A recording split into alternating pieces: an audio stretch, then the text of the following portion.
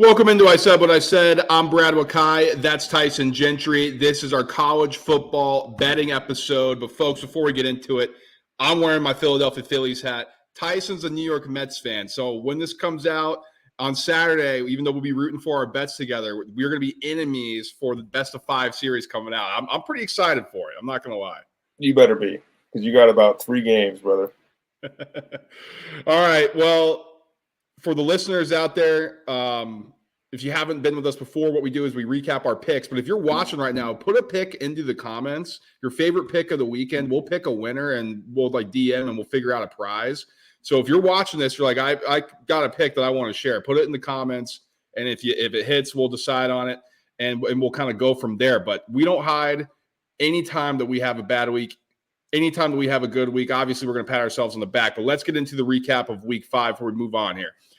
I had a ton of picks, and it was scratch. I mean, 6-6-1 for negative 0.62 units. Got Oklahoma money line home in a hilarious fashion. Thankfully, Boomer Sooner came home on the road there. Nebraska -10 was sweaty for a little bit, should not have been. Indiana, Maryland was a rocking chair over. Same with Colorado, UCF. Just a great game there. Fresno State, UNLV, another rocking chair over. Same with Washington State, Boise State. I was talking bad about all these overs with these new clocks and then her rocking chair last week. So that was nice. But play of the week, Georgia money line, they get embarrassed. Oklahoma State +5, they get embarrassed. The one over that didn't come through, South Florida, Tulane over 62.5. That was almost looking like a rocking chair because Tulane was great, but South Florida was horrendous, and they just need the ball out for the rest of the game. Bowling Green -9.5. They lose outright. That was a tough result. Memphis -25.5, Oregon -25.5. Tough pill to swallow on those. They just never really got anything going. Then I pushed NC State -7 in hilarious fashion. Yeah, and I messed up all the momentum that I had built up here as I was kind of trying to grind away. I went 1-4 this week. Very poor performance. Oklahoma money line, you already touched on it. I was so confident Penn State was hitting this number. I was even confident when it didn't look good during the game. They do not cover that 17.5. Air Force loses to the worst team in college football. Utah gets embarrassed at home by Arizona. And South Alabama, LSU, I was feeling pretty good about myself in the first half there. LSU was scoring every single time they touched a rock. I thought they were going to score 70 by themselves. And then I barely sniff it. So that's a tough week for me, but we're bouncing back. We are bouncing back, and to put everything into perspective, let me pull up the totals here. I'm down now 4.99 units. Tyson's down 5.49. So as a podcast, we're down 10.48. So we got some work to do. But we are chugging along. It's a long football season now in college football, but we are looking ahead. Let's get into week 6. It's money-making time. All right, Tyson. I'm going to my play of the week, going to the well. Penn State -27.5. That's -110 on BetMGM. Listen, folks, people are talking about sandwich spots. Penn State goes out to face USC in a huge CBS matchup. This is a big noon kick, though. UCLA is not good. I have no clue how they're going to score points in this one.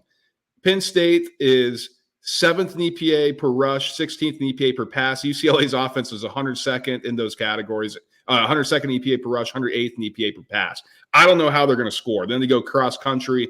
Ethan Garbers is banged up. They got a backup quarterback who has limited snaps. I think this is a field day for the Nittany Lions, especially with them being able to attack a defense that gives up explosives. As they're 128th in the country in Eckel. Penn State, 19th in EPA per rush, 5th in EPA per pass, going up against a defense that's 46th and 67th, respectively. So I think this is the one that Tyson was looking for last week. Penn State lays the wood. That's my play of the week. I've never heard you speak about Penn State like this. It makes me feel weird. I'm sticking in the Big Ten here. I'm going with Michigan State to cover +23.5 here against Oregon. Oregon hasn't blown anybody out. Like, they get the one over Oregon State. I was telling you before the show, I either wake Oregon up with my bad juju right now, and then we got another team to throw into the national title contention mix, or I get to make money off this one. I think Michigan, they were close last week to keeping the game intact. Some horrible red zone trips for them, and this week they convert, they cover that number. Tyson, I teased it on our show that when we were breaking down and looking ahead in playbook preview, but Missouri money line, that's plus 159 on FanDuel with a boost that they're giving. It's 50% profit boost if you have FanDuel. So take advantage of that if you want to tail me.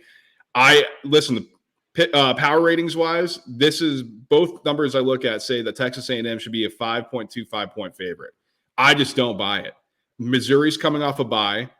Texas A&M is he's coming off an Arkansas game that was honestly pretty close for a while. That was in Arlington. Now they come back home, but I think this is a game where Missouri's defense has the advantage. They're 18th in EPA per pass and 18th in EPA against the run, facing an offense in Texas A&M's 45th and 46th in those categories.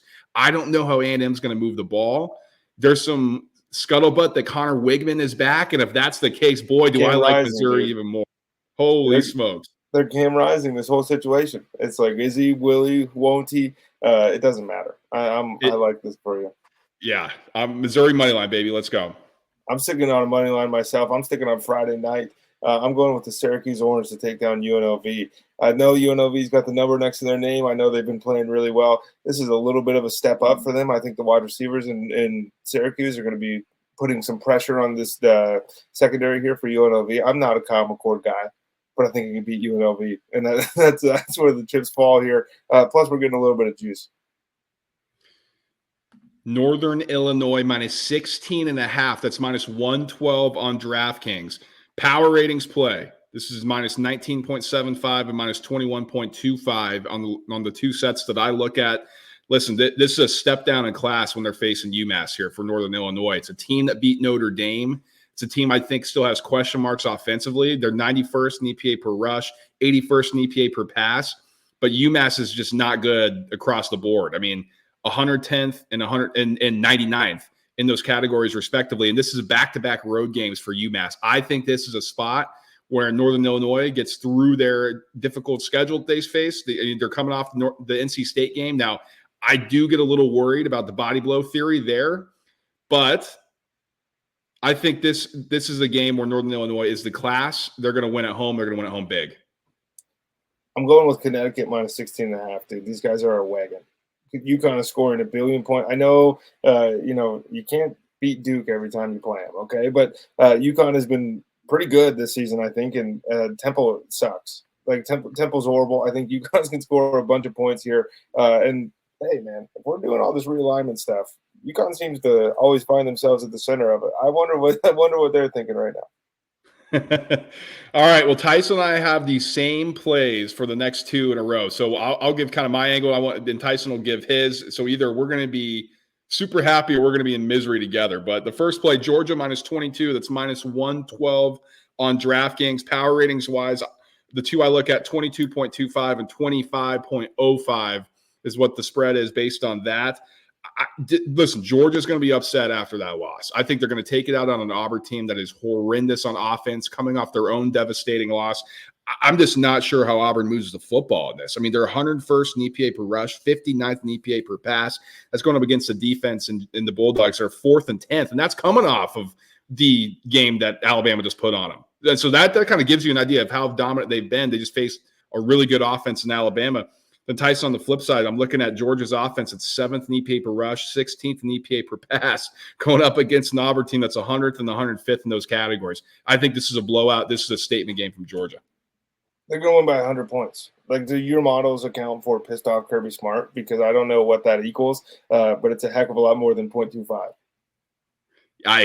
They kind of have to do it, right? I mean, this has to be a bounce back or else we're going to be, and we talked about it a little bit in our preview or our breakdown show, our reaction earlier in the week, where it's like, man, there might be some questions about if old Georgia is so Teflon anymore. They're rolling, brother. Next one that we're simpatico, Clemson minus 14.5. That's minus 102 on FanDuel. Tyson, I got to say, I'm a little bit nervous when I look at the power ratings perspective of how these two teams match up. Minus 5.25 is a spread for one, minus 10.55 for the other. So, I mean, clearly there's a gap when it comes to this number and how these teams look on paper. But I'm looking at this. Brock Glenn's going to be the quarterback here. It's the Florida State backup. People may think that's an upgrade because DJ Uiagalelei has been bad, but folks, Brock Glenn is 19 of 55 in his career, 229 yards, 0 touchdowns, 2 incompletions. Let me repeat that, 19 of 55. And you're going to try to do that against a Clemson defense that is rolling. Oh, and Tyson, by the way, this Clemson offense, 25th in EPA per pass, going up against a Florida State defense that's 118th in EPA defending the pass. I think Clemson eats. They're pissed off from last year when they lost to Florida State, and I think they're going to want to send a message on the road. Yeah, it's the same thing as the Georgia play, kind of. This is another message. Garrett Riley can get things cooking, and for as much Clemson smack as I've talked over the last couple of years, this is chunk play city through the air. I think this is 20, 25 yards a pop. Cade Klubnik is going to finish with 500 yards. Tyson, I got to say, this is a gross one, and I'm going to hold my nose. I'm taking Coastal Carolina -5. That's -112 on DraftKings. They're facing an Old Dominion team that's coming off a big upset win on the road against Bowling Green. And so, is Bowling Green maybe not as good as we thought? Certainly in comparison to what the market said. Is Old Dominion as bad as they were, or as bad as everyone thought when they were 0-4? Apparently, no. But we talked about this a little bit before. In these conference matchups, when teams got to go on the road to a place that's been a house of horrors, it's hard to overcome that. And yes, this Coastal team has not been the same dominance that they've had in the past with Jamie Chadwell at the helm, but it's still Coastal Carolina. When you go to that like teal blue turf and see those uniforms, you kind of get some nightmares. And so power ratings wise, again, not in my favor, 1.75, 4.45 for the two sets here. But I think for the 14th in EPA per pass, that's Old Dominion's strength that on the defensive side at 46th. And Coastal Carolina's had a hard time running the ball. They're 115th in EPA per rush against a defense that's 79th. So I don't know the advantage there, but I think they're going to be able to shut down Old Dominion's offense because ODU is 132nd in EPA per pass going up against a defense that's 37th in EPA per pass. So I think they're going to be able to defend and make Old Dominion one-dimensional, trying to run out the clock. And Coastal Carolina is going to be able to strike. So I'm going to lay something under a touchdown here. It's been a long time since we had a Coastal bet on the show, so I love that. All right. Really good to us in the past. Speaking of a team that's been pretty good to me, Brad, I'm going with the Washington Huskies money line here against the Michigan Wolverines. Michigan just cannot keep getting away with some of the stuff. The football gods are going to strike them down here. I know Mullings and all the names that they have. Jonah Coleman's a good player too. And I think that Washington might be able to run the ball a little bit better than people expect. And plus, Michigan's got to get on the plane and head all the way out there to Seattle. I'm going with UW, baby. Speaking of players and teams that's been good to us, I'm going back to Boise State, -26.5, -115 on FanDuel. Have you seen the Genty player props? I was literally just going to say, they're insane. It's like, 184.5 is his rushing total? Right. He's like -115 to score 3+ touchdowns. It's like -1,800 to get in the end zone. Insane. And there's a reason why, because Boise State, Tyson, are third in EPA per rush. I mean, we know that with the Heisman candidate and Genty. How about going up against a defense that's 127th and stopping the run on an EPA basis? I mean, Utah State is horrendous. I don't know if they're going to be able to stop Boise State. They might not have to throw the football. Seriously. But if they do, they're 14th or they're 30th in EPA per pass going up against a defense that's 106th. Like, they're going to be able to score points. And on the flip side, is Utah State going to be able to stay in this game enough to cover this number? I'm not sure, man. I mean, they're 121st in EPA per rush on their own and 114th in EPA per pass going up against a defense that's 28th and 38th respectively. I think lay the points here. Boise State, they run wild on the Smurf turf, and Ashton Genty has a big game and keeps his name in the Heisman hunt. We need it. UCF -2.5. Reasoning is simple. Florida quit. Florida gave up. You got to get in on some of these teams that are rolling over, brother. I mean, Florida's dead. Are we getting Graham Mertz? Are we getting DJ? What's going on? UCF didn't look good, obviously, last week, and KJ had a rough game. I think he'll be able to exploit some of this stuff because for as much smack as people can give KJ Jefferson, he still throws a pretty good deep ball. And Florida's not so good at defending that, and he's seen it a time or two. I'm going with UCF. I'm shocked that this isn't one of your plays. I'm laying it with Tennessee -13.5 on the road. That's -115 at FanDuel. I got to say, it is a little bit scary. Power ratings wise, again, not in my favor. So, maybe I'm being an idiot here. 7.5 and 13.6 on the two sets I look at. So it does make you a little nervous, especially when they're going on the road. But Tennessee's coming off a bye. I mean, you're telling me that Josh Heupel, Nico Iamaleava, they're not like sitting back and figuring out how to attack this Arkansas defense?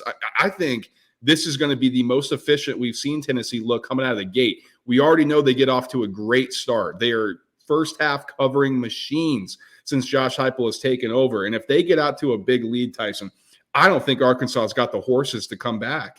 They're 52nd in EPA per rush, 87th in EPA per pass. How about going up against a defense in Tennessee that is first in both those categories? Like, that's the underrated part about this Tennessee defense. Like, Nico gets the headlines and Heupel in this offense get, all the storylines. But, man, this defense is really good, especially in the trenches. So I think Tennessee puts up numbers early, and I think they hold on to the lead on the strength of their defense. I'm scrolling through FanDuel right now, and I have just an unreal urge to put Cal money line on this thing to beat Miami, but I don't think it's this week. Their day is coming, but I'm going to stay away. I'm going with Indiana minus 13.5. We talked about SIG a little bit and the boys on our recap show. They score 1 billion points. They're not playing anybody that's going to be able to stop them. I think that this is another case where we look up and we go, Indiana scored 50 again, and we're partying. That's your last one, I believe, right, Tyson? It is, yeah. Unless I really talk myself into this Cal thing. Okay.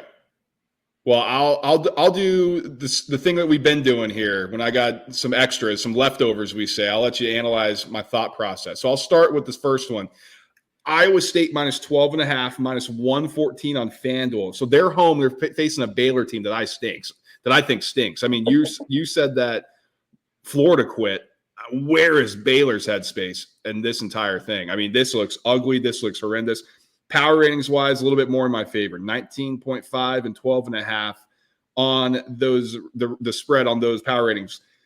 Tyson, this Iowa State defense is just completely dominant. I mean, they're 37th in defending the pass on EPA defending the rush on an EPA per basis, 4th in defending the pass. So I don't know how Baylor moves the ball, especially on the road when they're 96th in EPA per rush and 60th in EPA per pass. Now, the scary thing with laying a number with Iowa State is their offense. It's been a little bit to be desired here, but this Baylor defense, God, I mean, that's what's going to get Aranda fired. I mean, he's in charge of this thing, and they're 71st in defending the run, 77th in EPA per pass on defense. Iowa State still solid. They're just not putting up numbers. 24th in EPA per rush, 39th in EPA per pass. I think they're efficient. They carve it up. Don't let Baylor score, and this is a nice cover here at 12.5. Yeah, I'm always down with fading Baylor. That one's fine with me. All right. Let me go to these here. What do I need? Okay, so 2 overs. Now they are a little scary. Now I'll start this one. SMU Louisville over 56. It's minus 110 on DraftKings. Okay, here's my thought process. SMU just pounded a Florida State team that I actually think has a pretty good defense. And when they made the switch to Kevin Jennings, like, this offense is cooking a little bit, like, especially coming out of the bye. I think that we're going to get more of an offense that we expected. Now, this Louisville defense, on paper, 30th in EPA per run and 63rd in EPA per pass. That's not what I saw against Notre Dame. So I think it can be exploited a little bit, especially with SMU, 43rd in EPA per rush, 36th in EPA per pass. I think they're going to be able to move the ball more effectively than Notre Dame.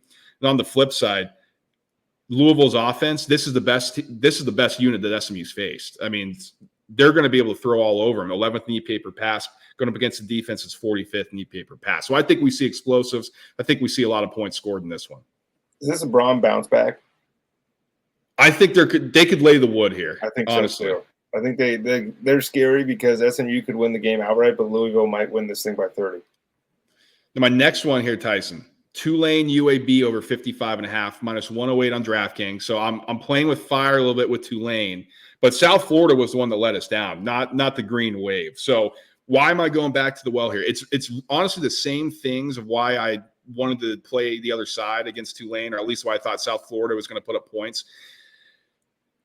UAB, Tyson, they're not very good at rushing the ball, so I think that kind of takes out the whole thing of, the clock's just going to keep churning, because I think Trent Dilfer is going to try to throw it. They're 52nd EPA per pass against the Tulane defense. It's 65th in EPA per pass. That was much worse prior to last week. So I think the whole South Florida thing really helped their numbers. Maybe Tulane's figured it out. I'm not buying it. I think UAB is going to be able to exploit some things a little bit.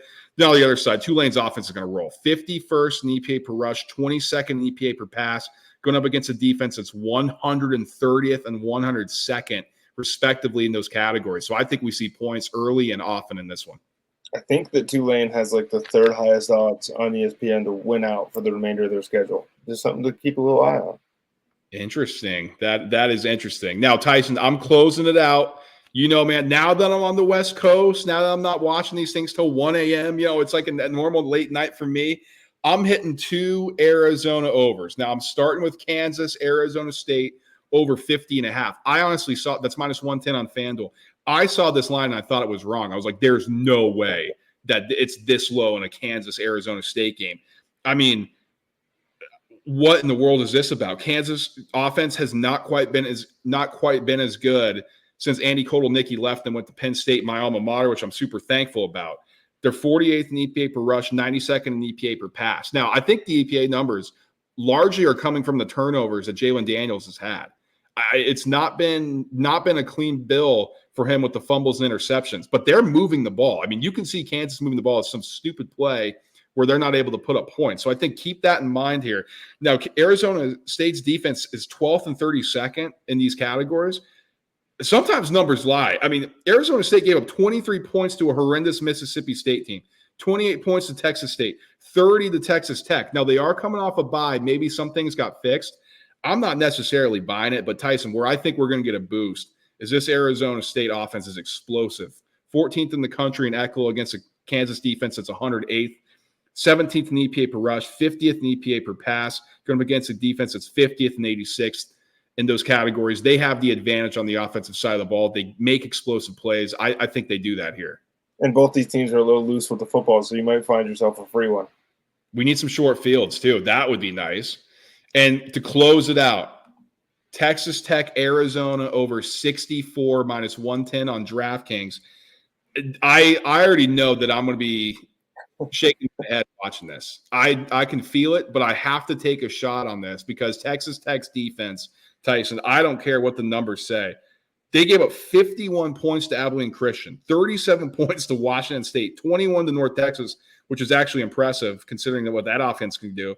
22 points to Arizona State. So you're like, oh, they're turning their defense around. Well, how about giving up 41 points to Cincy at home? I mean, that game was insane last week. And Arizona's offense hasn't quite looked exactly what we thought when we look at the names on paper and this thing's going to be going up and down the field, huge plays. I mean, they're only 92nd in explosive rate in terms of ECHL, but they're going up against the defense. Tyson, that's 119th. Like Texas Tech, that's why they're giving up these points. They just allow big plays. I think Arizona can do that with Tet McMillan and their running game that's all of a sudden found a groove. But Texas Tech's offense, they're 15th in EPA per rush, going up against a defense in Arizona State, Tyson, or in Arizona that we know. Yeah, they may have looked okay against Utah, but there's always something around the door when it comes to Arizona and defending the run. So I think there's going to be points in this one, and we're going to see a track meet that we've become accustomed to. I hope it's a track meet in the first half. I'm sick of some of these games like 10-10 at halftime, and the over's dead, and then all of a sudden the points come. Yeah, I love it. Noah Fifita being a sophomore is just something that I cannot wrap my brain around. It is crazy. It is crazy. All right, well, that's it for me. Tyson, 13 plays, man. I'm proud of you. You stepped up and you added more to your portfolio. I had to get back. I mean, I had a horrible week, and so I figured, you know what? I can at least add a couple of these that I know I'm watching.